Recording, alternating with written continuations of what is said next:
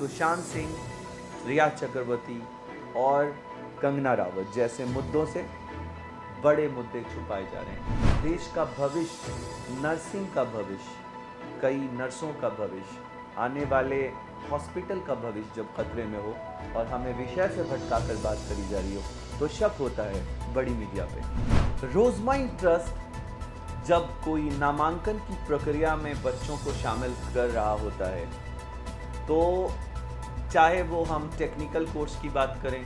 हम AICTE की मान्यता का कागज़, उसकी अप्रूवल के कागजात की कॉपी पहले मांग लेते हैं और बिना इसकी मान्यता प्राप्त हुए, बिना उसकी अप्रूवल प्राप्त हुए किसी भी कॉलेज में रोजमाइंड ट्रस्ट ना कोई MOU करता है, ना किसी बच्चे का नामांकन करता है।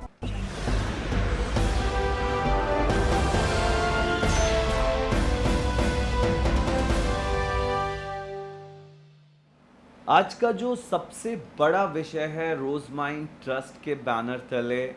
हमने हमेशा देश के बच्चों के गाइडेंस और उनके करियर को लेके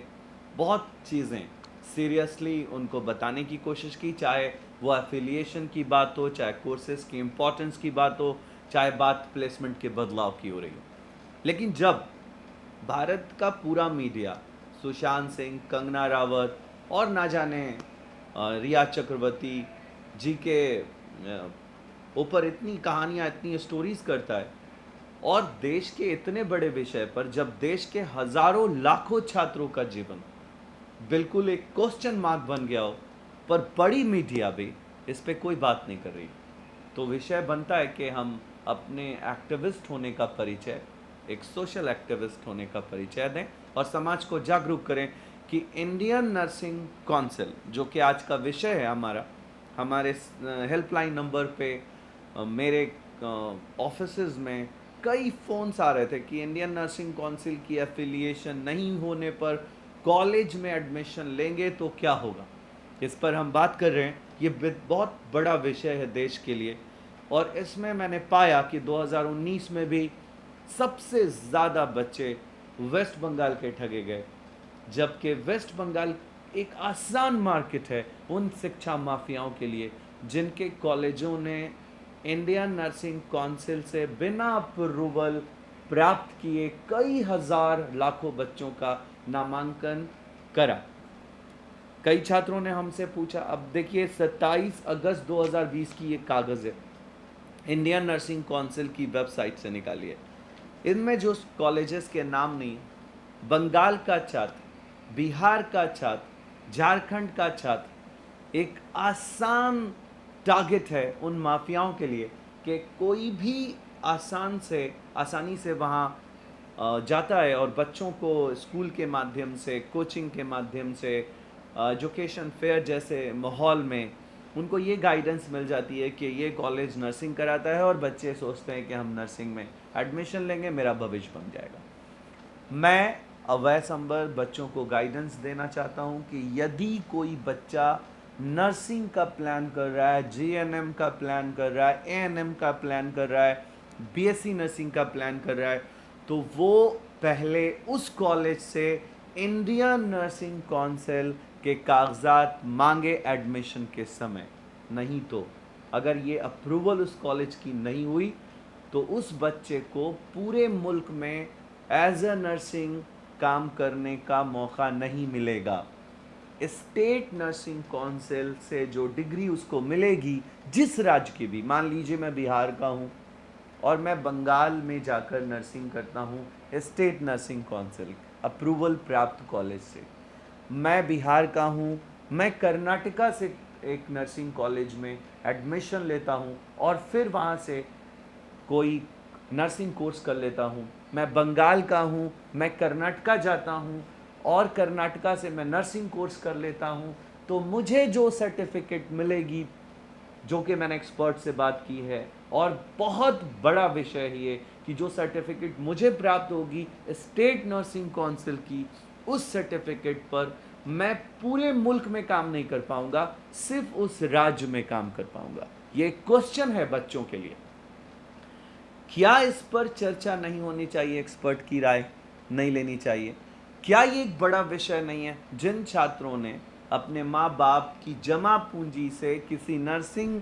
के करियर को बनाने के लिए नामांकन ले लिया और उन्होंने खेत बेच दिया या लोन ले लिया और 4 साल बाद उनको ये बात पता चला कि वो उस इंस्टीट्यूशन में फंसे हुए हैं। तो क्या ये हज़ारों बच्चों के जीवन की कहानी पर कोई स्टोरी, कोई सीरीज़ नहीं होनी चाहिए? क्या हमें इन मुद्दों से भटका कर, इन मुद्दों से अलग करके एक ऐसे विषय पे लाया जा रहा है जिससे हमारे ज़िंदगी का कोई लेना देना नहीं है, लेकिन मज़ा बहुत आ रहा है उन छात्रों को कहानियों में, स्टोरीज़ में, मसालेदार, गरम मसालेदार न्यूज़ में। लेकिन आज का जो विषय ये बहुत बड़ा है कि बंगाल कर्नाटका के लिए एक आसान टारगेट बन चुका है। मैं बंगाल के छात्रों को गाइड कर रहा हूँ कि आप किसी भी कर्नाटका के कॉलेज में नामांकन से पहले, किसी भी हरियाणा के कॉलेज में नामांकन से पहले इंडियन नर्सिंग काउंसिल के कागज़ मांगे, और अगर वो 19 के पहले का दे रहा हो तो आप समझ लें इस बात को कि अगर आपका नामांकन 2020 में हो रहा है और वो कॉलेज को 19 में मान्यता है, 20 में नहीं है, तो आप गैर नर्सिंग काउंसिल के अप्रूव्ड संस्था में नामांकन लेने जा रहे हैं। हर एक साल नामांकन रिन्यूअल होता है, इसलिए कोई भी छात्र जब कोई किसी कॉलेज में नर्सिंग में एडमिशन ले तो वो छात्र उस पर्टिकुलर सेशन का, मतलब 2020 में ले रहा है तो 2020 के सेशन का कागज़ मांगे। हज़ारों कॉलेज की मान्यता इंडियन नर्सिंग काउंसिल की वेबसाइट पर नहीं दिख रही है। ये एक बड़ा विषय है देश के छात्रों के लिए। एज अ काउंसलर मेरा ये धर्म है, मेरा कर्तव्य है कि मैं आपको गाइड करूं कि आप कोई भी नामांकन लेते वक्त, अपने करियर को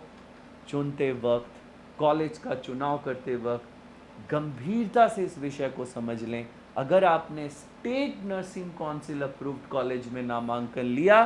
तो आप सिर्फ उस राज्य में काम कर पाएंगे, पूरे देश में नहीं। रोजमाइन ट्रस्ट जब कोई नामांकन की प्रक्रिया में बच्चों को शामिल कर रहा होता है तो चाहे वो हम टेक्निकल कोर्स की बात करें, हम AICTE की मान्यता का कागज़, उसकी अप्रूवल के कागजात की कॉपी पहले मांग लेते हैं। चाहे हम MBA की बात करें, चाहे हम एग्रीकल्चर की बात करें, चाहे हम फार्मा काउंसिल ऑफ इंडिया के course B pharma, M pharma, D pharma की बात करें, चाहे हम नर्सिंग काउंसिल की बात करें, हम INC के कागजात पहले मांग लेते हैं और बिना इसकी मान्यता प्राप्त हुए, बिना उसकी अप्रूवल प्राप्त हुए किसी भी कॉलेज में रोजमाइन ट्रस्ट ना कोई MOU करता है, ना किसी बच्चे का नामांकन करता है। सुशांत सिंह, रिया चक्रवर्ती और कंगना रावत जैसे मुद्दों से बड़े मुद्दे छुपाए जा रहे हैं। मुझे इस बात का शक है, देश का भविष्य, नर्सिंग का भविष्य,